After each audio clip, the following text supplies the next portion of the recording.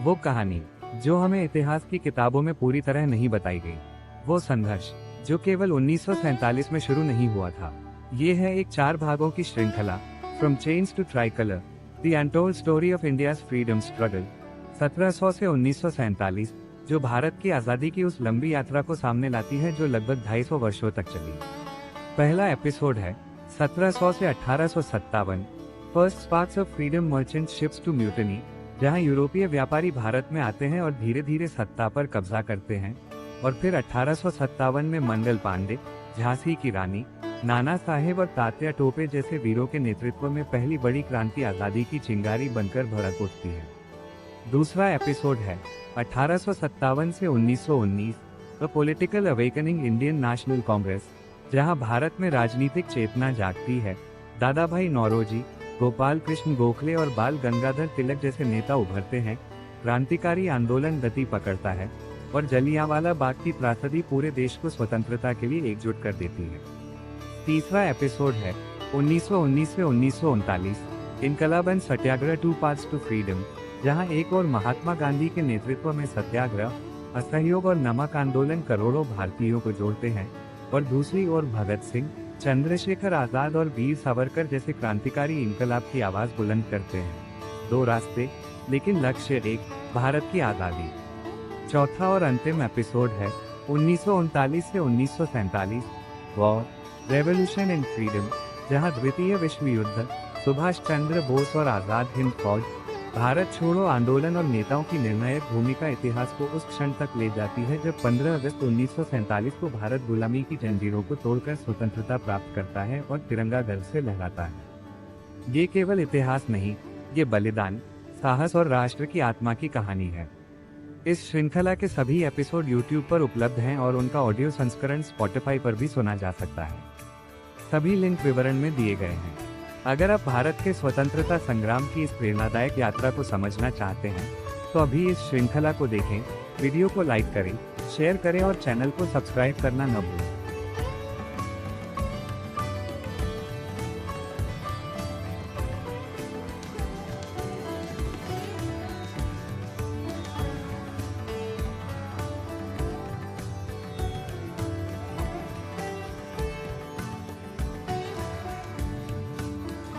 वो अपनी आंखें बंद करें और सदियों तक फैली एक विशाल समय रेखा की कल्पना करें। एक छोर पर महासागरों को काटते हुए लकड़ी के जहाज हैं जो व्यापारियों और अनुबंधों को ले जा रहे हैं। दूसरी छोर पर आकाश के खिलाफ उठा हुआ एक तिरंगा झंडा है जो एक स्वतंत्र गणतंत्र का प्रतीक है। इन 2 क्षणों के बीच विश्वासघात और बहादुरी, मौन और विद्रोह, पतन और साहस निहित है। इस श्रृंखला जंजीरों से तिरंगे तक इस बात की कहानी है कि भारत उस समय रेखा से कैसे आगे बढ़ा, सत्ता ने कैसे हाथ बदले, प्रतिरोध कैसे पैदा हुआ, कुचला गया, याद किया गया और पुनर्जन्म हुआ। 4 एपिसोड में हम 26 जनवरी 1950 को एक विजित भूमि से एक संप्रभु गणराज्य में भारत के परिवर्तन का अनुसरण करेंगे। और आज एपिसोड 1 में हम तूफान की जड़ से शुरू करते हैं। नमस्कार, मेरा नाम सुमित पुरी है और आप मेरा चैनल सुमित पुरी देख रहे हैं। सोच भी, मजा भी, दिल से, भारत से।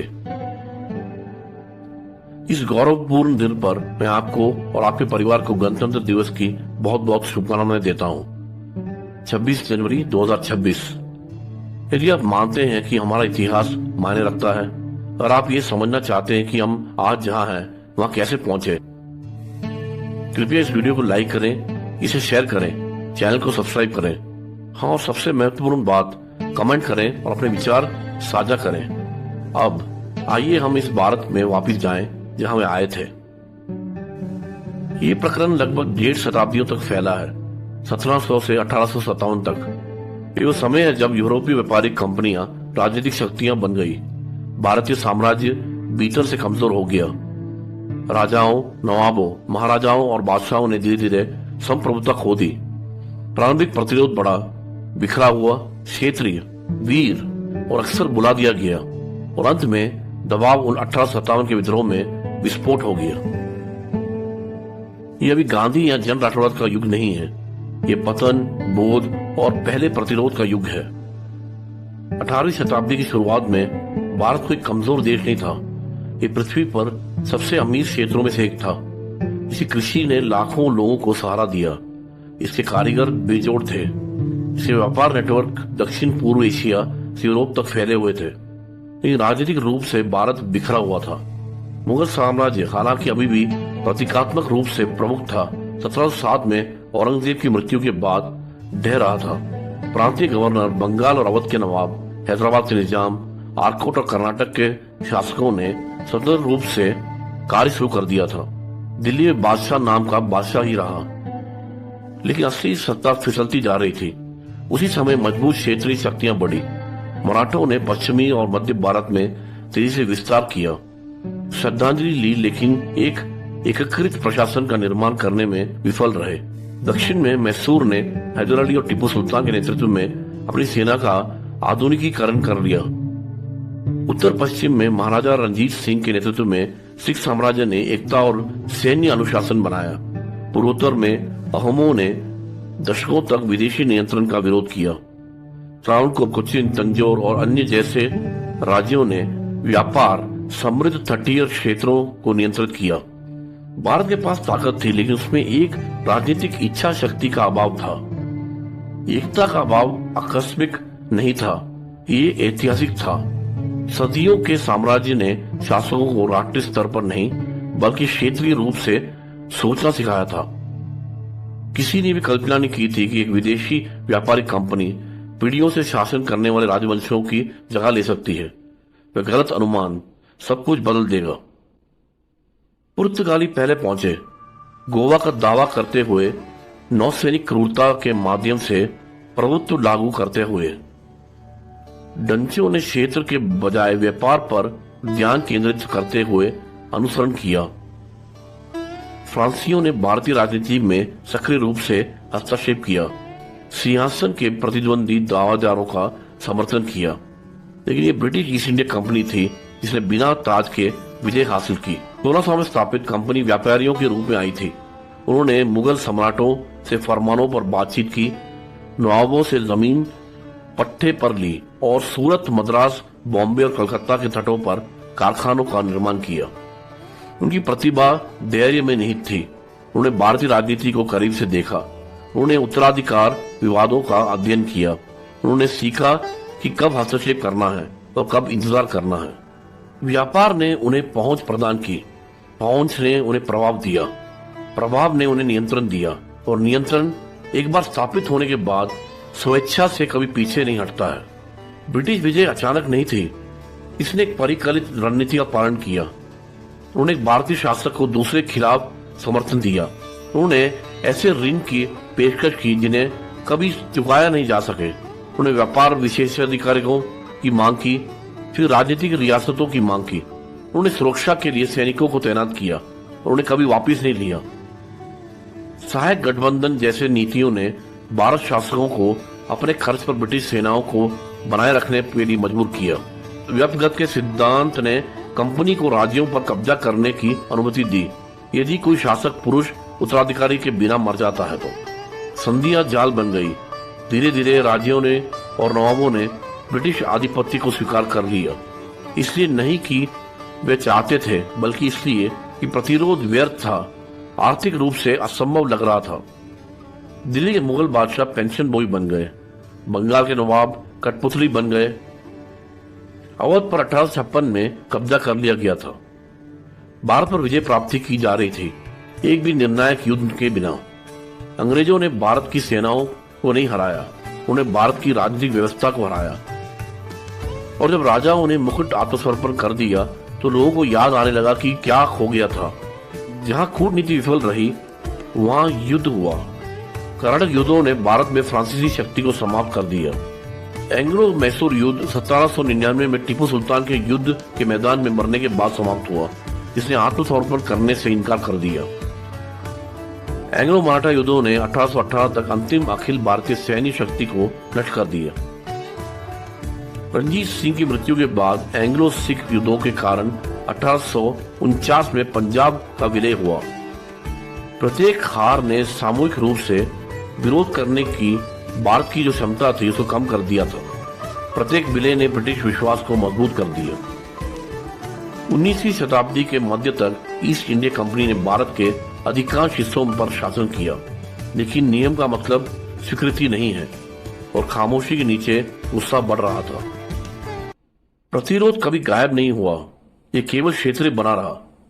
तमिल क्षेत्रों में पुलितेवर, वीरपांडे कट्टबोमन और धीरन चिन्नमलाई ने कंपनी के अधिकार की अवहेलना की। अंग्रेजों से लड़ने वाली भारत की पहली रानी थी वेलुनाचियार। उन्हें गुरिल्ला युद्ध के माध्यम से अपने राज्य को पुनः प्राप्त किया। केरल में पश्चिमी राजा ने एक लंबा जंगल युद्ध लड़ा। बंगाल और झारखंड में तिलका मांझी और आदिवासी नेताओं ने शोषण का विरोध किया। ओडिशा में पाइक विद्रोह कंपनी शासन के खिलाफ भड़क उठा। पूरे मध्य भारत में किसान और जमींदार राजस्व उत्पीड़न के खिलाफ छिटपुट रूप से उठे।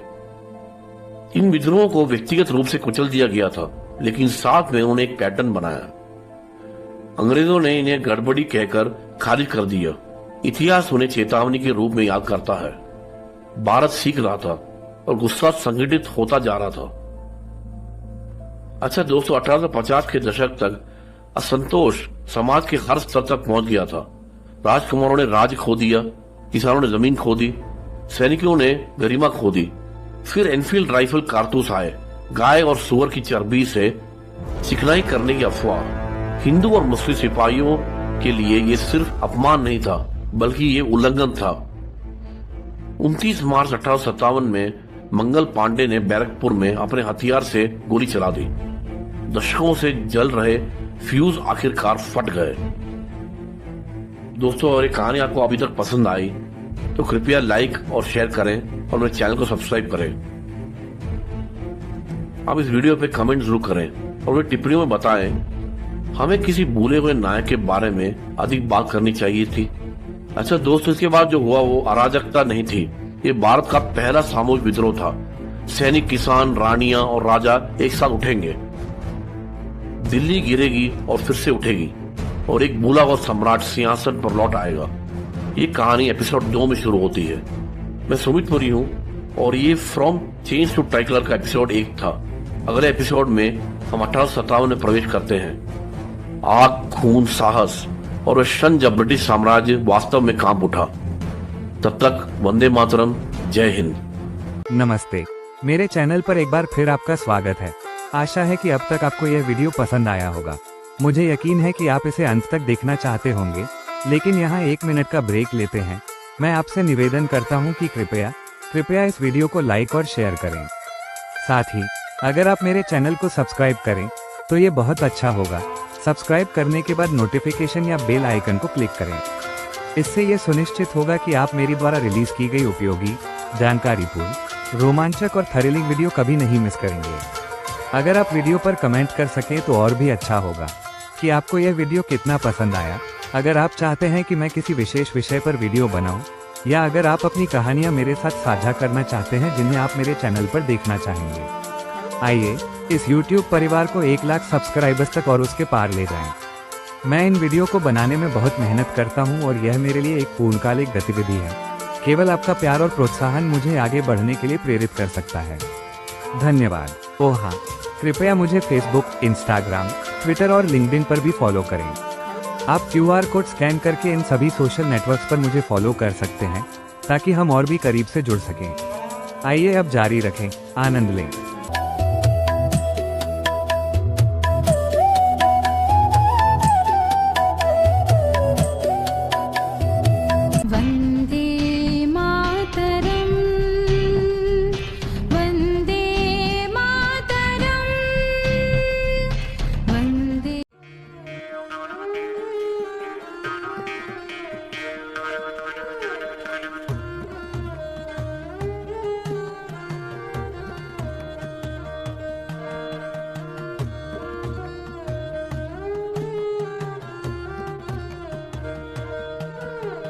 एपिसोड 1 में हमने व्यापारिक जहाजों से विद्रोह तक लंबी सड़क का पता लगाया।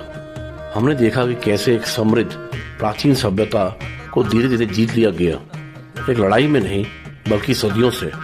हमने राज्यों को गिरते देखा, संधियों ने विश्वासघात किया।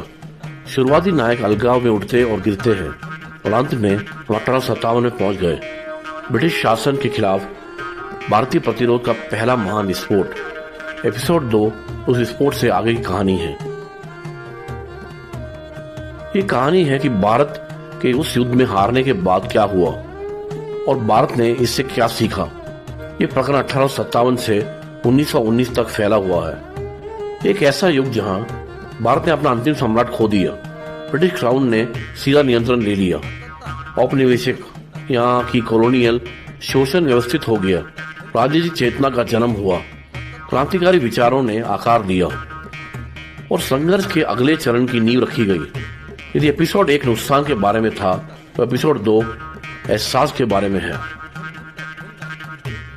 नमस्कार दोस्तों, मेरा नाम सुमित पुरी है और आप सुमित पुरी देख रहे हैं। सोच भी मजा भी, दिल से भारत से।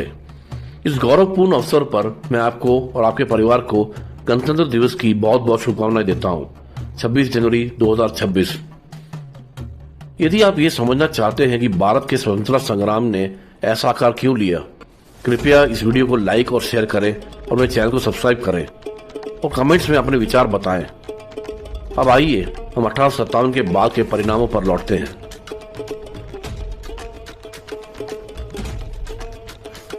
1857 के विद्रोह को निर्मम दक्षता के साथ कुचल दिया गया था। महीनों की क्रूर सड़क लड़ाई के बाद दिल्ली पर फिर से कब्जा कर लिया गया था। कानपुर, लखनऊ, झांसी, ग्वालियर एक के बाद एक विद्रोह के गढ़ ढह गए। रानी लक्ष्मीबाई ने आत्मसमर्पण करने से इनकार करते हुए घोड़े पर लड़ते हुए मृत्यु हो गई। तांतिया तोपे को धोखा दिया गया, पकड़ लिया गया और फांसी पर लटका दिया गया।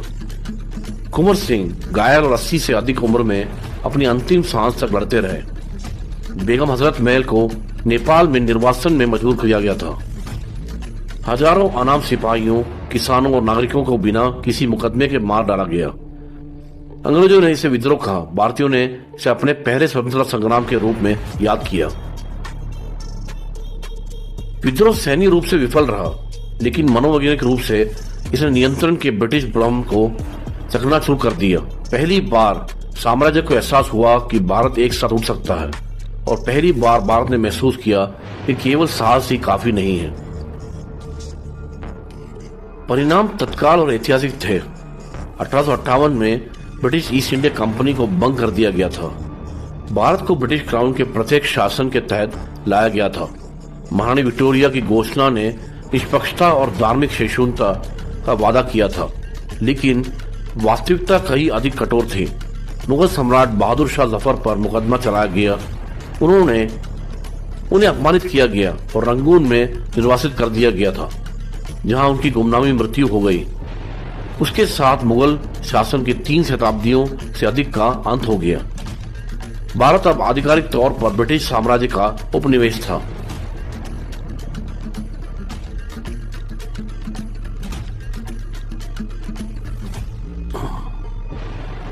एक महत्वपूर्ण मोड़ था।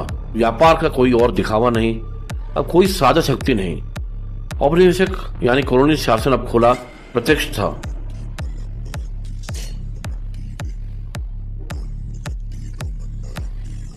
सत्तावन के बाद ब्रिटिश शासन कई अधिक व्यवस्थित हो गया।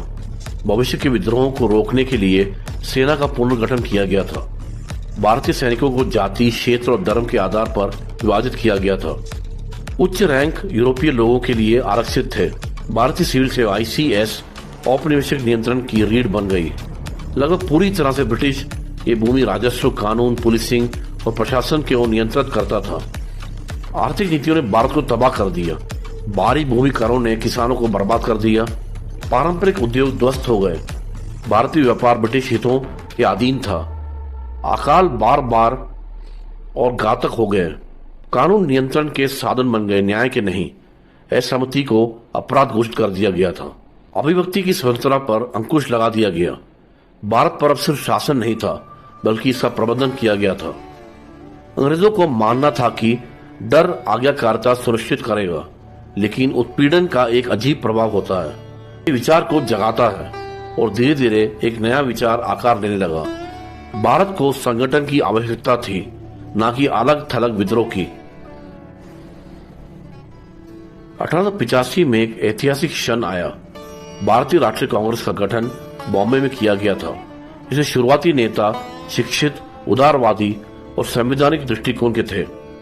संस्थापक आंकड़ों में शामिल हैं दादाभाई नौरोजी जी, जिन्होंने ड्रेन ऑफ वेल्थ सिद्धांत को उजागर किया। उमेश चंद्र बनर्जी, कांग्रेस के पहले अध्यक्ष। गोपाल कृष्ण गोखले, संवाद के माध्यम से सुधार के पैरोकार। उनकी मांगे मामूली थी: प्रशासन में भारतीय प्रतिनिधित्व, करों में कमी, नागरिक अधिकार। उन्होंने अभी तक स्वतंत्रता की मांग नहीं की थी, लेकिन उन्होंने गरिमा की मांग की। कांग्रेस ने भारत को वो चीज दी जो उसके पास पहले कभी नहीं थी: एक राष्ट्रीय राजनीतिक मंच। एक एकल राजनीतिक इकाई के रूप में भारत के विचार का जन्म हुआ था। 19वीं सदी के अंत तक धैर्य कम हो गया था। बाल गंगाधर तिलक जैसे नेताओं ने घोषणा की, स्वराज मेरा जन्मसिद्ध अधिकार है और मैं इसे प्राप्त करूंगा। लाला लाजपत राय ने बड़े पैमाने पर विरोध प्रदर्शन किए। बिपिन चंद्र पाल ने ब्रिटिश सत्ता को खुलकर चुनौती दी। उसी समय क्रांतिकारी उभरे, जिन्होंने संवैधानिक तरीकों को पूरी तरह से खारिज कर दिया। वीर सावरकर ने अपने लेखन और 1857 पर अपनी पुस्तक के माध्यम से इसे स्वतंत्रता के राष्ट्रीय युद्ध के रूप में फिर से परिभाषित किया। अभिनव भारत जैसी संस्थाओं का गठन किया गया। युवा क्रांतिकारियों ने बलिदान से प्रेरणा ली, बातचीत से नहीं। आंकड़े जैसे मदनलाल डींगरा को लंदन में फांसी दी गई। खुदीराम बोस को 18 साल की उम्र में फांसी। करतार सिंह सराबा 19 साल की उम्र में शहीद हो गए। मैडम बीकाजी कामत, जिन्होंने विदेश में भारत का झंडा फहराया। उनका संदेश स्पष्ट था: स्वतंत्रता रक्त के बिना नहीं आएगी। अच्छा दोस्तों, इस समय भारत के संघर्ष के अब दो रास्ते थे: राजनीतिक सुधार और संवाद, और दूसरा रास्ता क्रांति और हिंसा। ये वैचारिक विभाजन भविष्य को परिभाषित करेगा। 1914 में प्रथम विश्व युद्ध छिड़ गया। भारत को बिना सहमति के इसे घसीटा गया। 13 लाख से अधिक भारतीय सैनिकों ने ब्रिटेन के लिए लड़ाई लड़ी। यूरोप, अफ्रीका और मध्य पूर्व में हजारों लोग कभी नहीं लौटे। बदले में भारत को वादे मिले, अस्पष्ट, सशर्त और खोखले। मोह भंग गहरा गया। युद्ध ने भारत पर ब्रिटेन की निर्भरता को उजागर कर दिया, और इसे कुछ और पता चला कि साम्राज्य अजय नहीं था। इस अवधि के दौरान महात्मा गांधी दक्षिण अफ्रीका से लौटे थे। उन्होंने सत्याग्रह की शुरुआत की, जो अहिंसक प्रतिरोध को एक सामूहिक हथियार के रूप में पेश करता था। जवाहरलाल नेहरू जैसे युवा नेता उनके साथ खड़े हुए। कांग्रेस एक कुलीन क्लब से एक जन आंदोलन में बदलने लगी। उसी समय मोहम्मद अली जिन्ना, जो कभी कांग्रेस के सदस्य थे, उन्होंने खुद को मुस्लिम राजनीतिक हितों के प्रतिनिधि के रूप में स्थापित करना शुरू कर दिया। उनकी दृष्टि गांधी के समावेशी राष्ट्रवाद से काफी अलग थी। भविष्य के विभाजन के बीज बोए जा रहे थे। दोस्तों, 1919 तक भारत एक चौराहे पर खड़ा था। पुराने तरीके विफल हो गए थे, नए विचार टकरा रहे थे और एक तूफान आ रहा था। यदि इस प्रकरण ने आपको ये समझने में मदद की है कि भारत का संघर्ष इस तरह से क्यों विकसित हुआ है, तो कृपया इस वीडियो को लाइक और शेयर करें और मेरे चैनल को सब्सक्राइब करें और कमेंट में बताएं, क्या आपको ये लगता है कि किसी नेता या विचार ने भारत के भविष्य को सबसे अधिक आकार दिया। ये फ्रॉम चेंज टू ट्राइकलर का एपिसोड 2 था। अधीनता, जागृति और विचारों का युग। अगले एपिसोड में हम उस युग में प्रवेश करते हैं जहां भारत का संघर्ष स्पष्ट रूप से दो शक्तिशाली ताकतों में विभाजित हो जाता है: सत्याग्रह और जन आंदोलन, क्रांतिकारी बलिदान और हिंसा। गांधी, नेहरू, सावरकर, भगत सिंह और रास्ते जो अंततः टकराएंगे। ये सुमितपुरी है जो हस्ताक्षर कर रहे हैं। वंदे मातरम, जय हिंद। नमस्ते, मेरे चैनल पर एक बार फिर आपका स्वागत है। आशा है कि अब तक आपको यह वीडियो पसंद आया होगा। मुझे यकीन है कि आप इसे अंत तक देखना चाहते होंगे, लेकिन यहाँ 1 मिनट का ब्रेक लेते हैं। मैं आपसे निवेदन करता हूँ कि कृपया इस वीडियो को लाइक और शेयर करें। साथ ही अगर आप मेरे चैनल को सब्सक्राइब करें तो ये बहुत अच्छा होगा। सब्सक्राइब करने के बाद नोटिफिकेशन या बेल आइकन को क्लिक करें। इससे ये सुनिश्चित होगा कि आप मेरी द्वारा रिलीज की गई उपयोगी, जानकारीपूर्ण, रोमांचक और थ्रिलिंग वीडियो कभी नहीं मिस करेंगे। अगर आप वीडियो पर कमेंट कर सकें तो और भी अच्छा होगा। कि आपको यह वीडियो कितना पसंद आया। अगर आप चाहते हैं कि मैं किसी विशेष विषय पर वीडियो बनाऊं, या अगर आप अपनी कहानियां मेरे साथ साझा करना चाहते हैं जिन्हें आप मेरे चैनल पर देखना चाहेंगे, आइए इस YouTube परिवार को 1 लाख सब्सक्राइबर्स तक और उसके पार ले जाएं। मैं इन वीडियो को बनाने में बहुत मेहनत करता हूं और यह मेरे लिए एक पूर्णकालिक गतिविधि है। केवल आपका प्यार और प्रोत्साहन मुझे आगे बढ़ने के लिए प्रेरित कर सकता है। धन्यवाद। ओह हाँ, कृपया मुझे फेसबुक, इंस्टाग्राम, ट्विटर और लिंक्डइन पर भी फॉलो करें। आप QR कोड स्कैन करके इन सभी सोशल नेटवर्क्स पर मुझे फॉलो कर सकते हैं ताकि हम और भी करीब से जुड़ सकें। आइए अब जारी रखें, आनंद लें।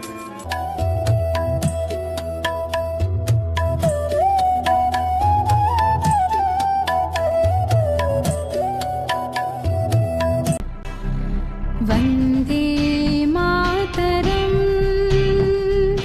वन्दे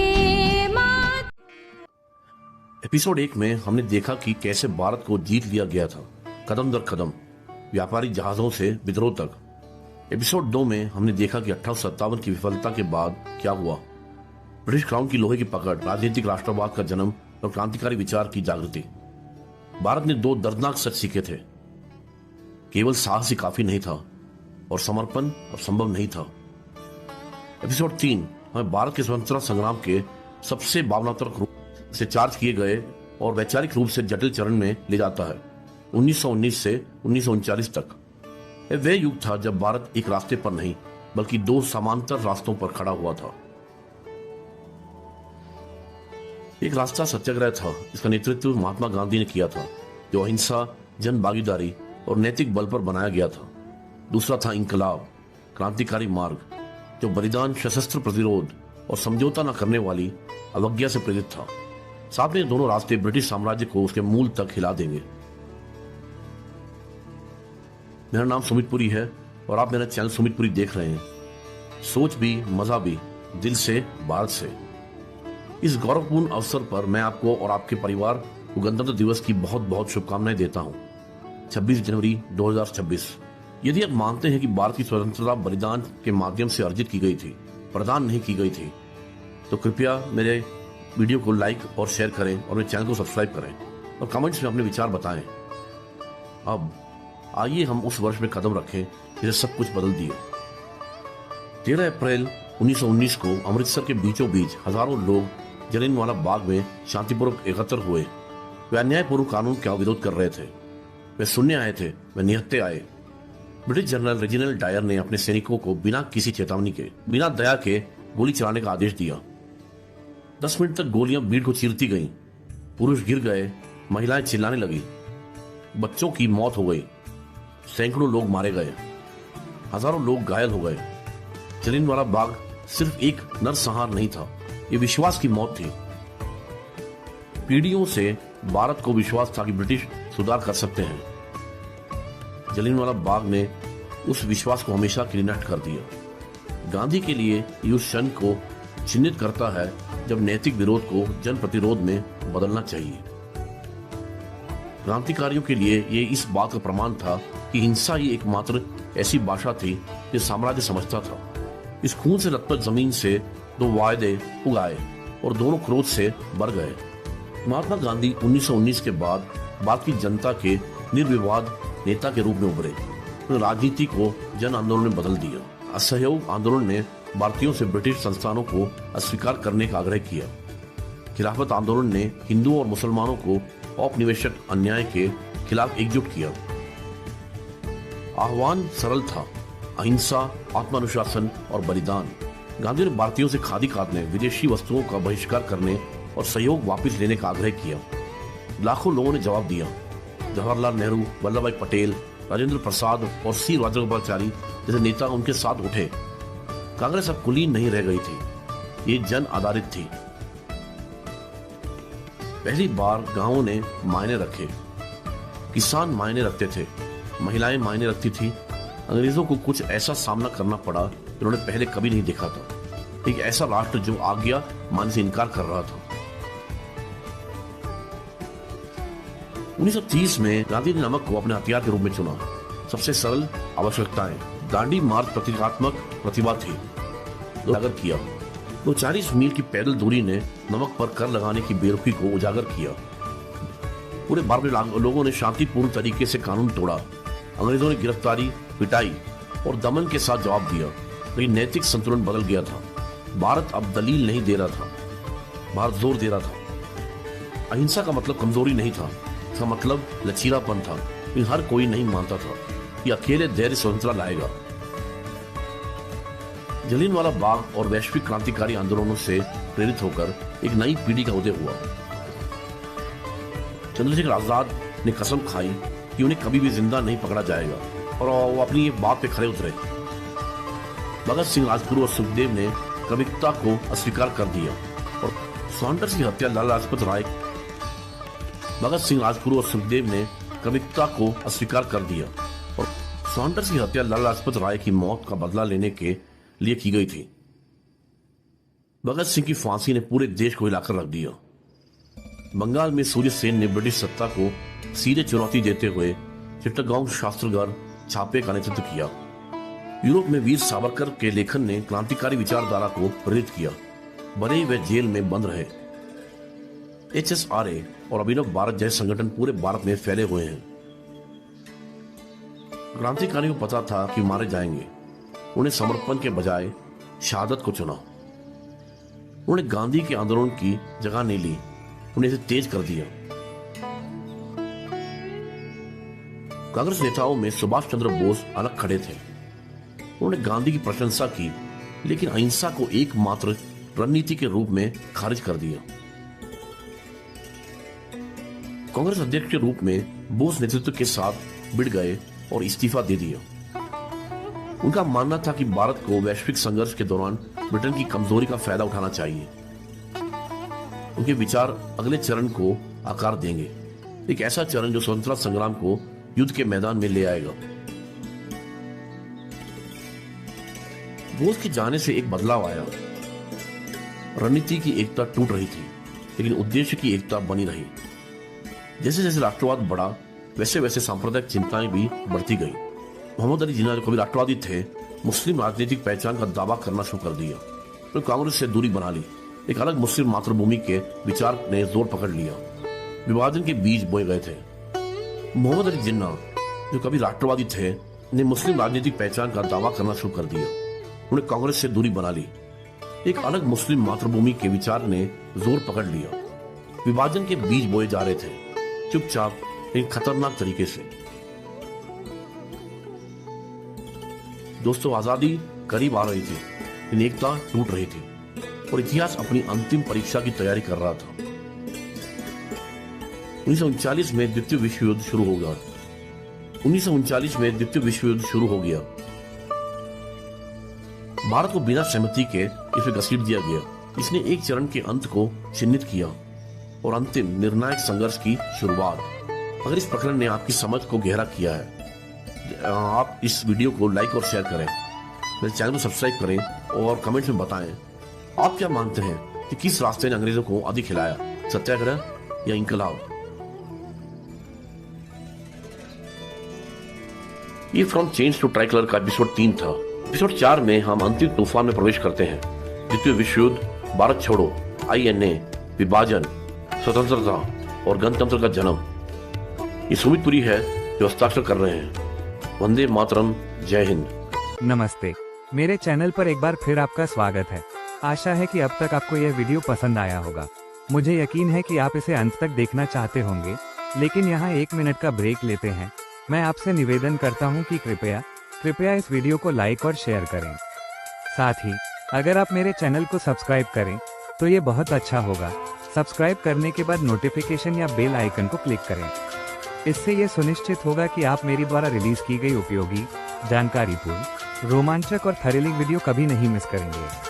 अगर आप वीडियो पर कमेंट कर सकें तो और भी अच्छा होगा कि आपको यह वीडियो कितना पसंद आया। अगर आप चाहते हैं कि मैं किसी विशेष विषय पर वीडियो बनाऊं, या अगर आप अपनी कहानियां मेरे साथ साझा करना चाहते हैं जिन्हें आप मेरे चैनल पर देखना चाहेंगे, आइए इस YouTube परिवार को 1 लाख सब्सक्राइबर्स तक और उसके पार ले जाएं।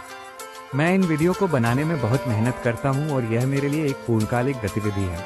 केवल आपका प्यार और प्रोत्साहन मुझे आगे बढ़ने के लिए प्रेरित कर सकता है। धन्यवाद। ओह हाँ, कृपया मुझे फेसबुक, इंस्टाग्राम, ट्विटर और लिंक्डइन पर भी फॉलो करें। आप QR कोड स्कैन करके इन सभी सोशल नेटवर्क्स पर मुझे फॉलो कर सकते हैं ताकि हम और भी करीब से जुड़ सकें। आइए अब जारी रखें, आनंद लें।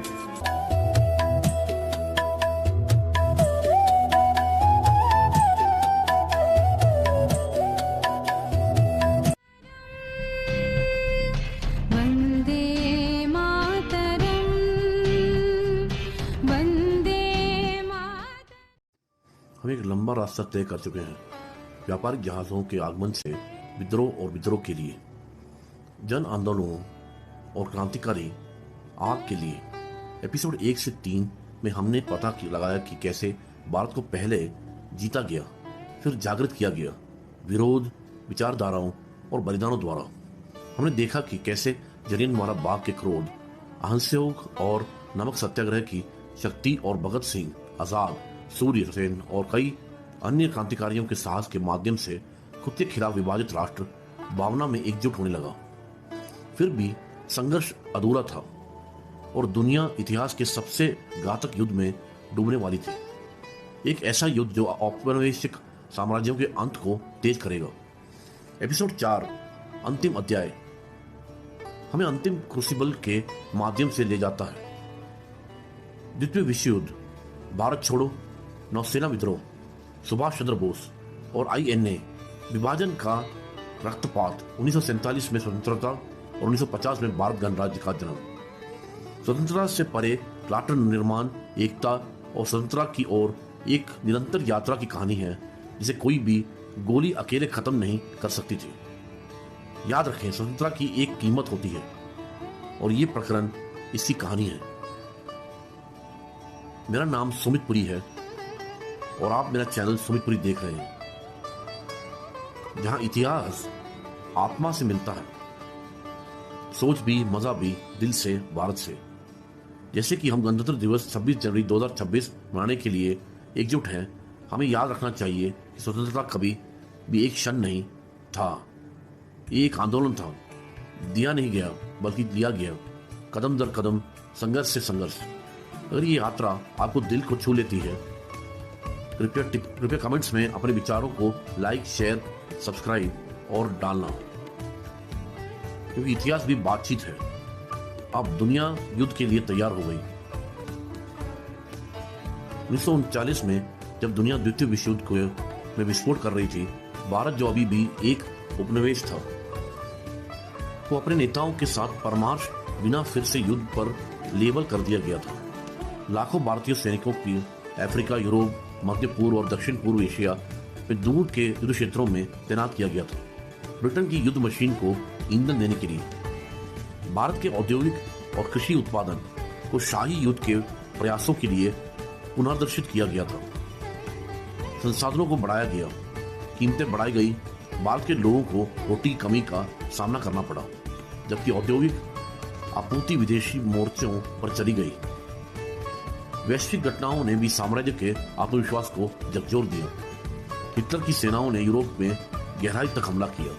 ब्रिटेन को हार की संभावना का सामना करना पड़ा।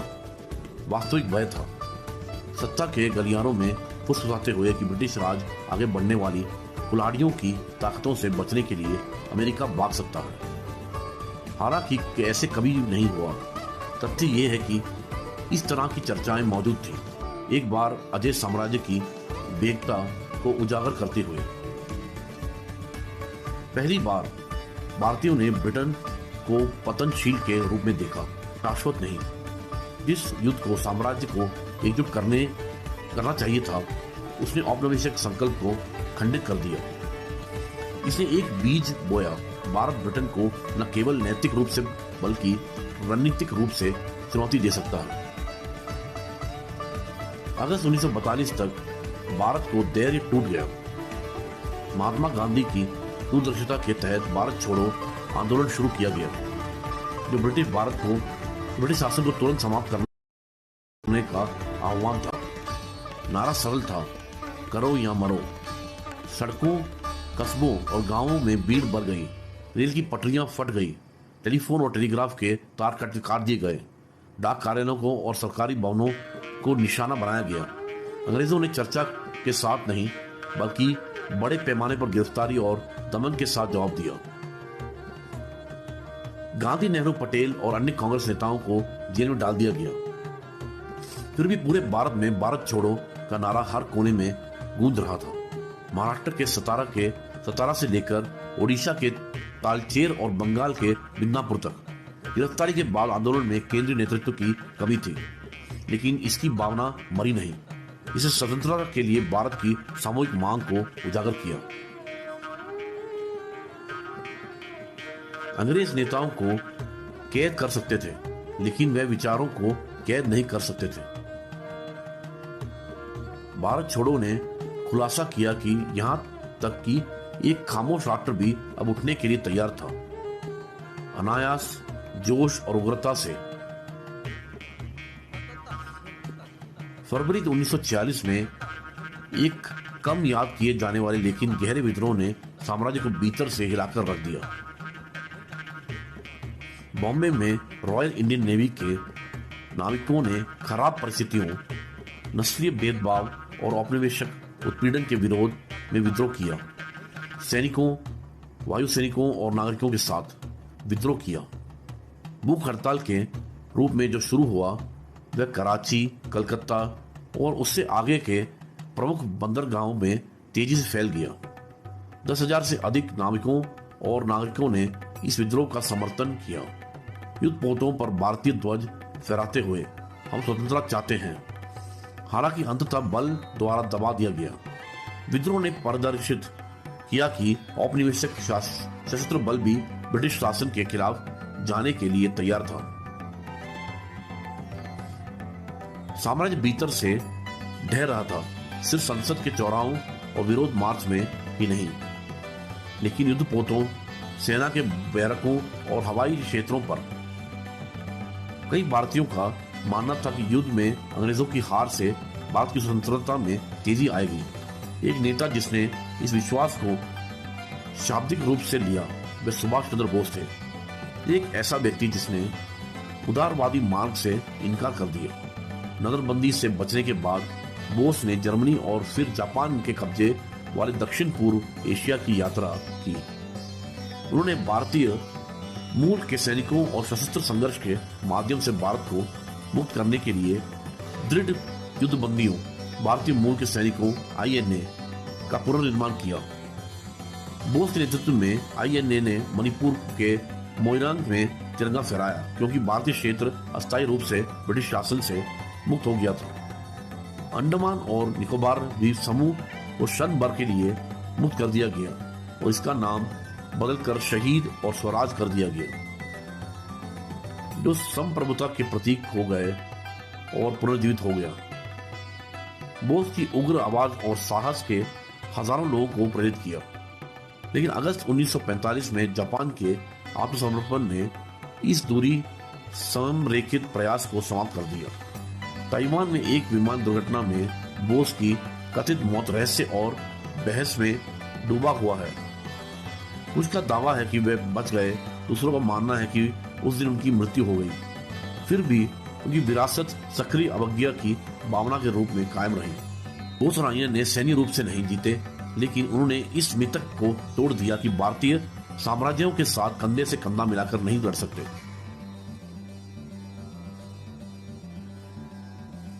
युद्ध के दौरान ब्रिटिश सरकार ने राजनीतिक मिशनों के साथ भारतीय मांगों का प्रबंधन करने का प्रयास किया। क्रिप्स मिशन 1942 ने युद्ध के बाद स्वशासन की पेशकश की। बहुत देर हो चुकी है। 1946 तक कैबिनेट मिशन ने एकता बनाए रखने के लिए एक रूपरेखा का प्रस्ताव रखा, लेकिन इसकी विफलता ने गहरी सांप्रदायिक खामी रेखाओं और औपनिवेशिक सुधारों की घटती शक्ति को प्रकट किया। सांप्रदायिक राजनीतिक हित तेजी से अलग हो गए और एक संयुक्त सभी भारतीयों के भारत की आशा दुबिल हो गई। साम्राज्य ने बातचीत की कोशिश की, लेकिन उसके अपने इरादों ने भारतीय एकता को मरम्मत से परे खंडित कर दिया था। 1947 तक ब्रिटेन थक चुका था, आर्थिक और राजनीतिक रूप से। माउंटबेटन योजना का जन्म हुआ। तेजी से सत्ता का हस्तांतरण, हफ्तों में सीमाओं खींचनी पड़ती थी। सर सिरिल रेडक्लिफ, जो भारतीय जमीनी हकीकत से अनजान थे, ने विभाजन की रेखा खींची। प्रांतों, परिवारों, गांवों और दिनों को विभाजित करना। इस बीच मोहम्मद अली जिन्ना के नेतृत्व में अखिल भारतीय मुस्लिम लीग ने एकता को अस्वीकार कर दिया। डायरेक्ट एक्शन डे 16 अगस्त 1946 बुलाया। कलकत्ता में बड़े पैमाने पर सांप्रदायिक दंगों में हजारों लोग मारे गए, हजारों लोग विस्थापित हो गए। सांप्रदायिक क्रूरता पंजाब और बंगाल में फैल गई, जिसने भारतीय के इतिहास के सबसे खूनी अध्याय की गंभीर नींव रखी। गांधी ने अंत तक लड़ाई लड़ी, उपवास करते हुए, गिड़गिड़ाते हुए, हिंसा के माध्यम से चलते हुए देश को एक साथ रखने की कोशिश की। यहां तक कि जब स्वतंत्रता निकट थी तब भी एकता खो गई थी। आजादी आई, लेकिन एक भयानक कीमत पर। 15 अगस्त 1947 को अंग्रेजों ने भारत को सत्ता हस्तांतरित कर दी। लगभग 200 वर्षों के औपनिवेशिक शासन को समाप्त कर दिया। भारत और पाकिस्तान अलग अलग प्रभुत्व के रूप में पैदा हुए। स्वतंत्रता की कीमत चौंका देने वाली थी। करीबन 2.5 लाख से 1 करोड़ से अधिक लोग मारे गए, लाखों लोग विस्थापित हुए। पंजाब और बंगाल में दुख की नदियां। प्रधानमंत्री लाल किले पर खड़े होकर तिरंगा फहराए, एक प्रतीक है कि भारत आखिरकार अपना था। फिर भी गांधी ने हमेशा विनम्र रहते हुए इस दिन को उत्सव के साथ नहीं बल्कि उपवास के साथ मनाया। शांति के लिए प्रार्थना। आजादी मिल गई, लेकिन राष्ट्र घायल हो गया था। जवाहरलाल नेहरू पहले प्रधानमंत्री बने, डॉक्टर राजेंद्र प्रसाद पहले राष्ट्रपति बने, लॉर्ड माउंटबेटन ने गवर्नर जनरल के रूप में पद छोड़ दिया। भारत के लौह पुरुष सरदार वल्लभ भाई पटेल के सामने देश को एकजुट करने का बहुत बड़ा काम था।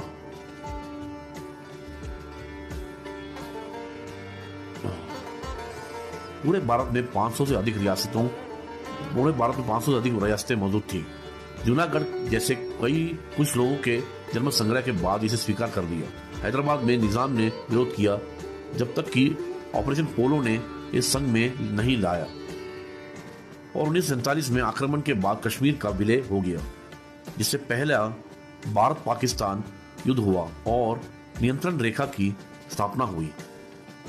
भारत आजाद था, लेकिन अभी तक पूरा नहीं था। भारत औपनिवेशिक कानून के अधीन रहा जब तक कि संविधान सभा ने एक स्थायी संविधान का मसौदा तैयार नहीं किया। 2 साल से अधिक की बहस और विचार विमर्श के बाद 26 नवंबर 1949 को संविधान को अपनाया गया था। ये 26 जनवरी 1950 को लागू हुआ, जिससे 1930 की पूर्ण स्वराज घोषणा का सम्मान करने के लिए चुना गया था, जिस दिन भारत ने पहली बार पूर्ण स्वतंत्रता की घोषणा की थी। उस दिन भारत एक संप्रभु लोकतांत्रिक गणराज्य बन गया, जो औपनिवेशिक कृतियों द्वारा नहीं बल्कि अपने स्वयं के संविधान द्वारा शासित था। 1947 के बाद से भारत एक उल्लेखनीय रास्ते पर चला है। दुनिया की सबसे तेजी से बढ़ती प्रमुख अर्थव्यवस्थाओं में से एक, वैश्विक स्तर पर शीर्ष 5 अर्थव्यवस्थाओं में शामिल है। दुनिया की सबसे बड़ी सेनाओं और आबादी में से एक, 1.4 बिलियन से अधिक का देश। भारत ने पाकिस्तान के खिलाफ 47, 1965, 1971, 1999 में युद्ध लड़ा है। 1962 में चीन के खिलाफ भारत के रक्षा संकल्प को आकार दिया गया। स्वतंत्रता स्थिर नहीं है, इसका बचाव सीमाओं पर सैनिकों ने द्वारा, अदालतों में सिविल सेवकों द्वारा, खेतों में किसानों द्वारा, प्रयोगशालाओं में वैज्ञानिकों द्वारा, कक्षाओं में शिक्षकों द्वारा किया जाता है। स्वतंत्रता हर दिन जीती है और नवीनकृत होती है। आजादी लाखों लोगों के खून से खरीदी गई थी। विभाजन का दुख आज भी कारीगरों और खोई हुई यादों में गूंजता है। फिर भी गणतंत्र खड़ा है, नाजुक, लचीला, बहादुर। हम बापू के आदर्श लाखों शहीदों के बलिदान को, इस आजादी की रक्षा करने वाले सैनिकों के समर्पण को कभी नहीं भूलना चाहिए।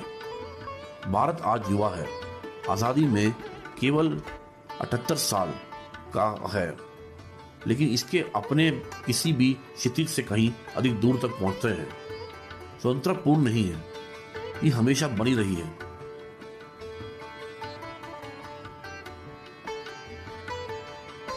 इस गणतंत्र दिवस 2026 कीमत को याद रखें, दुख महसूस करें, स्वतंत्रता को समझोएं। हर भारतीय के दिल के लिए एक कविता। स्वतंत्रता की लौ दर्द में जलाई गई थी, फिर भी हमारे दिलों में ये फिर से जलता है, न केवल भूमि के लिए, न ही केवल नाम के लिए, बल्कि हर उस आत्मा के लिए जो मुक्त लौ में सांस लेती है। स्मृति को हमारा मार्गदर्शक सितारा बनने दें। शांति के लिए, प्रगति के लिए, निकट और दूर, ये सुमितपुरी हैं जो हस्ताक्षर कर रहे हैं। जय हिंद, वंदे मातरम। नमस्ते, मेरे चैनल पर एक बार फिर आपका स्वागत है। आशा है कि अब तक आपको यह वीडियो पसंद आया होगा। मुझे यकीन है कि आप इसे अंत तक देखना चाहते होंगे, लेकिन यहाँ 1 मिनट का ब्रेक लेते हैं। मैं आपसे निवेदन करता हूँ कि कृपया इस वीडियो को लाइक और शेयर करें। साथ ही अगर आप मेरे चैनल को सब्सक्राइब करें तो ये बहुत अच्छा होगा। सब्सक्राइब करने के बाद नोटिफिकेशन या बेल आइकन को क्लिक करें। इससे ये सुनिश्चित होगा कि आप मेरी द्वारा रिलीज की गई उपयोगी, जानकारीपूर्ण, रोमांचक और थ्रिलिंग वीडियो कभी नहीं मिस करेंगे। अगर आप वीडियो पर कमेंट कर सकें तो और भी अच्छा होगा कि आपको यह वीडियो कितना पसंद आया। अगर आप चाहते हैं कि मैं किसी विशेष विषय पर वीडियो बनाऊं, या अगर आप अपनी कहानियां मेरे साथ साझा करना चाहते हैं जिन्हें आप मेरे चैनल पर देखना चाहेंगे, आइए इस YouTube परिवार को 1 लाख सब्सक्राइबर्स तक और उसके पार ले जाएं। मैं इन वीडियो को बनाने में बहुत मेहनत करता हूं और यह मेरे लिए एक पूर्णकालिक गतिविधि है। केवल आपका प्यार और प्रोत्साहन मुझे आगे बढ़ने के लिए प्रेरित कर सकता है। धन्यवाद। ओह हाँ, कृपया मुझे फेसबुक, इंस्टाग्राम, ट्विटर और लिंक्डइन पर भी फॉलो करें। आप QR कोड स्कैन करके इन सभी सोशल नेटवर्क्स पर मुझे फॉलो कर सकते हैं ताकि हम और भी करीब से जुड़ सकें। आइए अब जारी रखें, आनंद लें।